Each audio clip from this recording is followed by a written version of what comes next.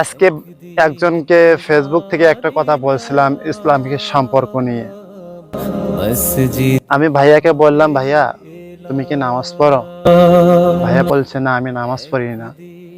আমি বলবো, আচ্ছা ঠিক আছে, এর উত্তর টাইম পরে দিচ্ছি।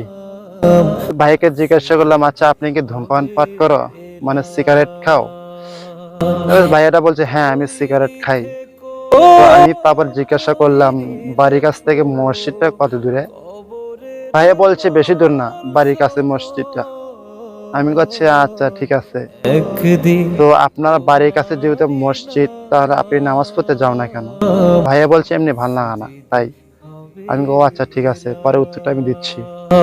তো ভাইয়াকে বললাম, ভাইয়া যেহেতু তোমার বাড়ির কাছে মসজিদটা, তোমার নামাজ পড়তে যাও না কেন?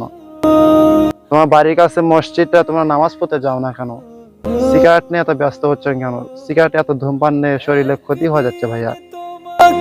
তারপরে আমি আবার জিজ্ঞাসা করলাম, তোমাদের মনে কি আল্লাহ সুবহানাহু ওয়া তাআলা একবারও ভয় থাকে না? যে তোমাদেরকে আল্লাহ রাসূল সাল্লাল্লাহু আলাইহি ওয়াসাল্লাম এতবার বলেছিলেন ধূমপান পাঠ করিও না, তারপরে আমরা ধূমপান পাঠ করি। যেখানে আমাদের ধূমপান এত স্বাস্থ্য ক্ষতিকর হয়, তারপর সত্ত্বেও আমরা ধূমপান নিয়ে ব্যস্ত থাকি। তা আমি ভাইয়াকে জিজ্ঞাসা করলাম, তোমার ইমাম হারায় গেছো, তোমার ইমাম নাই, আর ইমাম পাইতে গেলে আবার তোমাকে কালেমা পড়তে হবে, তারপর তোমার ইসলাম পাইতে হবে। এছাড়া তোমার এই অবস্থায় মৃত্যু হয়ে গেলে তুমি জাহান্নামে যাবা, এছাড়া কোনো উপায় নাই। মসজিদে হবে।